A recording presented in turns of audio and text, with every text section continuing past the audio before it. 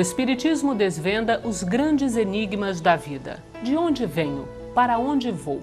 O que acontece após a morte?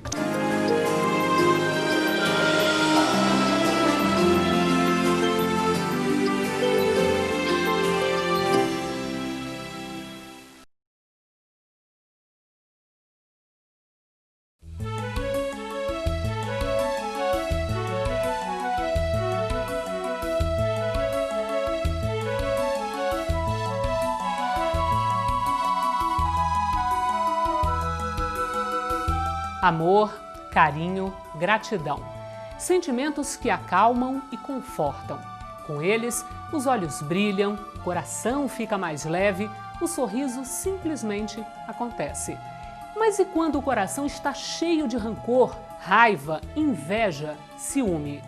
O Terceira Revelação de hoje fala dessas emoções perturbadoras. Você vai saber como evitar esses sentimentos e como agir quando eles aparecem. Quem nos explica é a conferencista espírita Yasmin Madeira. É muito interessante porque cada pessoa tem uma reação diferente diante dos problemas da vida. Raiva, tristeza, inveja, sentimentos que nos apequenam. A mudança é necessária, mas como fazê-la?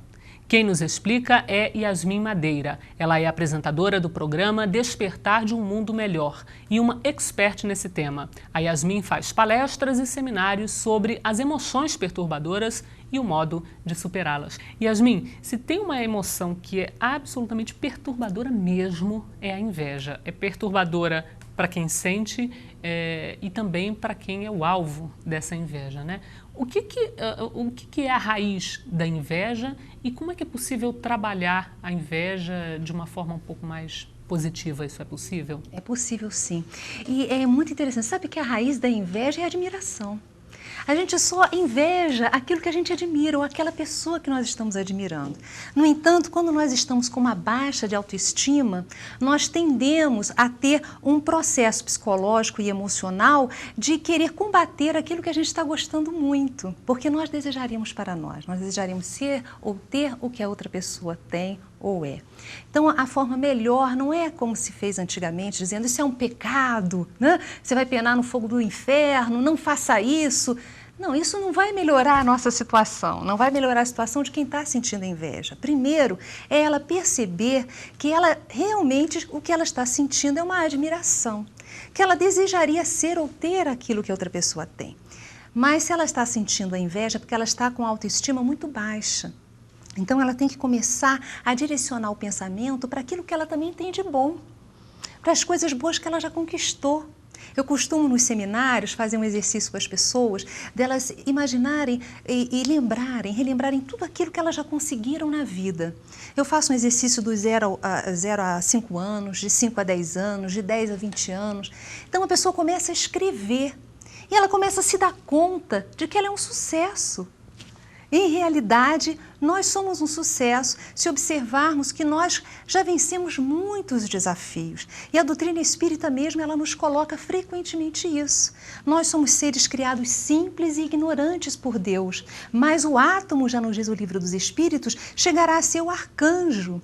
Então nós temos uma infinita possibilidade de evolução e nós podemos mudar a nossa existência para melhor. Então esse pensamento faz com que nós comecemos a investir na nossa existência.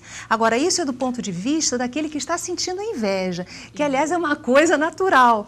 Aí, e aquele que percebe que as pessoas ou alguém à sua volta está sentindo inveja? Primeiro, ter uma postura de não ficar se colocando de maneira a humilhar as pessoas, né? Se colocando de forma simples, humilde. A humildade não é você se depreciar, a humildade é a justa medida das coisas.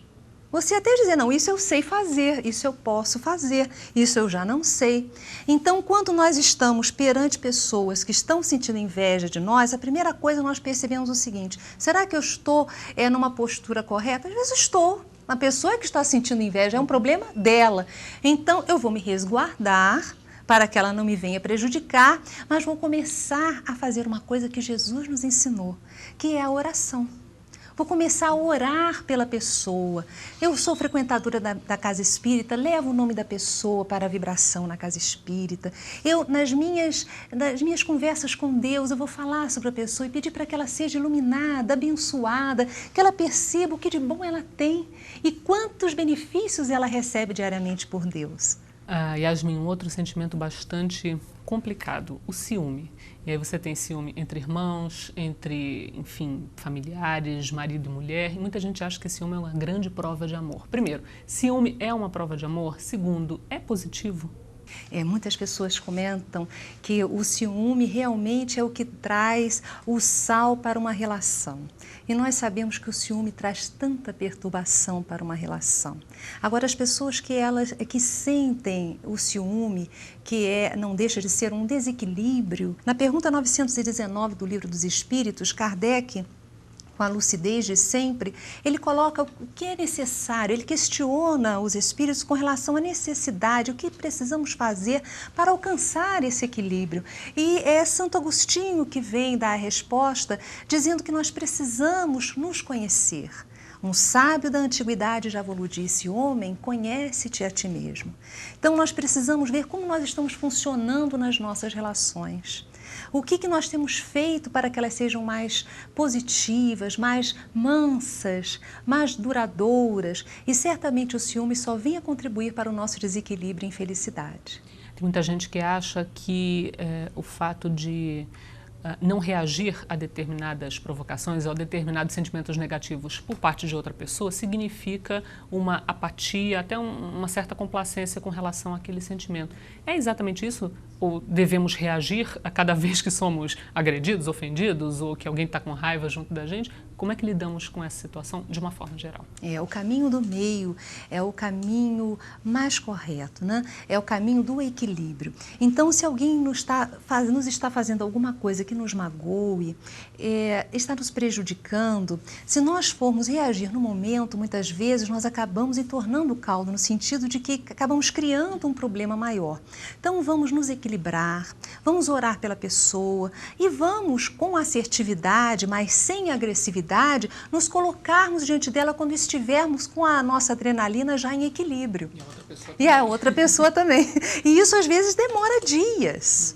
Então vamos nos afastar um pouco da pessoa até nos equilibrarmos e depois procurá-la. Agora, quando formos procurar, não vamos também de dedo em riste. Você fez aquilo outro, porque aí a pessoa se coloca na retaguarda e nós não vamos conseguir criar um envolvimento bom. Jesus nos diz que quando nós formos orar, mas se nós soubermos que alguém tem algo contra nós ou que nós tenhamos contra ele, vamos deixar lá no altar a nossa oferenda e vamos buscar a pessoa e vamos esclarecer. Então nós precisamos esclarecer as coisas, mas com equilíbrio e sem agressividade. Para nós concluirmos, Yasmin, lidar com esse sentimento, tanto do ponto de vista pessoal quanto com relação a outras pessoas, faz parte do processo evolutivo. O inferno ou o céu residem dentro de nós. Existe uma fábula japonesa que diz que um guerreiro samurai, ele perguntou ao mestre Zen o que ele deveria fazer, o que era na realidade o céu e o inferno. E o mestre Zen virou-se para ele, o mirou de alto a baixo e disse: eu não vou perder meu tempo com gente da tua laia. E aí o guerreiro desembainhou a espada e disse: eu poderia matar-te pela tua insolência. E foi quando o mestre Zen muito calmamente disse: meu filho, este é o inferno. Agradecido pela intuição que o mestre Zen lhe estava dando, o guerreiro samurai faz uma mesura e aí o mestre conclui: e esse, meu filho, é o céu. Então nós trazemos o céu e o inferno dentro de nós. Busquemos, como disse Jesus, as bem-aventuranças. Busquemos construir. Isso é uma construção. Nós não somos seres acabados. Construamos o amor, a paz, a misericórdia dentro dos nossos corações e nós seremos finalmente felizes. Yasmin Madeira, muito obrigada pela sua entrevista. Obrigada a você. Ele é um dos mais conhecidos palestrantes do país. Psicografou mais de 150 livros e mantém uma obra social que atende milhares de crianças em Salvador, na Bahia. Divaldo Pereira Franco é o convidado na estreia do quadro Médium. Eu estava brincando na sala, nossa casa era muito grande. Quando chegou uma senhora e me perguntou: Di, que é meu nome de família, chame Ana, que é o nome de minha mãe. Então a senhora disse: Di, diga Ana, que eu sou Maria Senhorinha. Eu sou sua avó. Minha mãe teve um choque, porque ela, quando nasceu, logo depois sua genitora morreu de infecção puerperal. E ela não conheceu a mãe. A partir daí, eu comecei a ver os espíritos.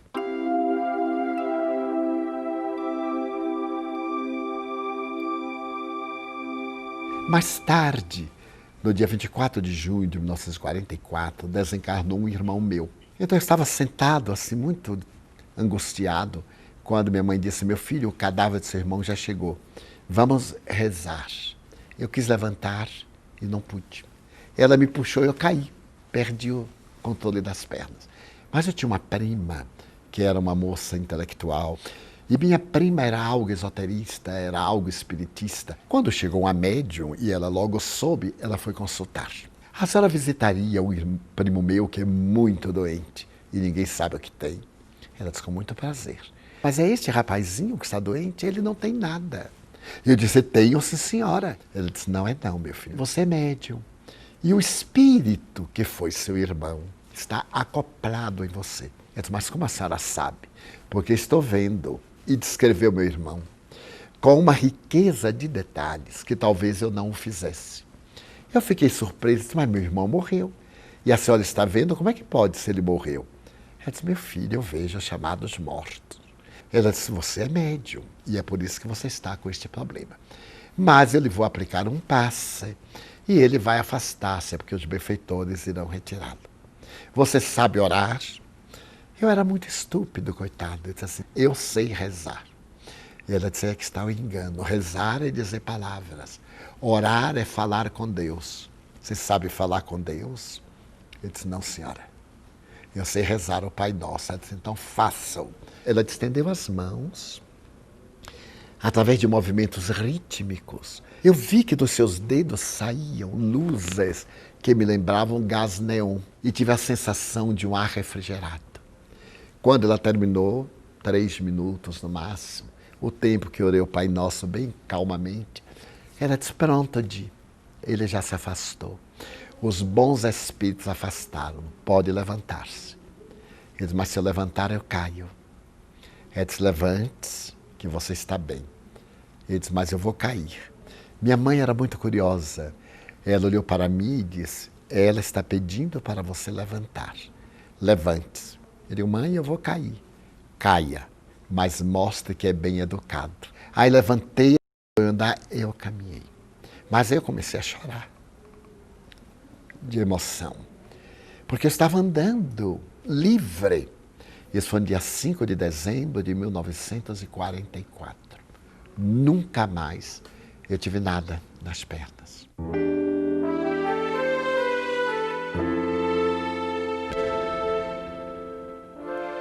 Olá, da cidade de Taubaté, em São Paulo, o Reginaldo Reis nos envia a seguinte pergunta: qual a posição do Espiritismo quanto aos métodos contraceptivos? Caro Reginaldo, quando Allan Kardec tratou da questão, na parte 3ª de O Livro dos Espíritos, sobre a lei de reprodução, dirigiu às entidades espirituais que escreviam o Livro dos Espíritos uma pergunta quanto se o homem poderia colocar algum obstáculo à reprodução, compreendendo nesse sentido a reprodução humana ou também a reprodução dos animais, dos vegetais, de tudo aquilo que se reproduz na natureza. E os Espíritos respondem para ele que tudo aquilo que obsta o desenvolver natural é um obstáculo, é um problema, é um contrassenso em relação à lei natural. Mas o professor Leon Denis Arrivaio, Allan Kardec, ele resolveu ir mais a fundo na questão e abriu um subitem nesta mesma pergunta, salientando que alguns tipos de reprodução criariam problemas para a natureza em relação à população e em relação ao próprio homem. E desta feita, os Espíritos lhe respondem que ao homem foi dada a inteligência para regular este processo, alertando que todo e qualquer controle populacional ou qualquer controle imposto à reprodução deve ser feito com uma finalidade útil. E esta resposta dos espíritos abriu espaço para que ele perguntasse se aqueles obstáculos que são colocados em favor da sensualidade não caracterizam um problema. Os espíritos responderam simplesmente que isto caracterizaria a existência de um caráter no homem muito mais material do que espiritual, deixando para que cada indivíduo observe exatamente a sua conduta diante da utilidade do problema. O Terceira Revelação de hoje está no fim.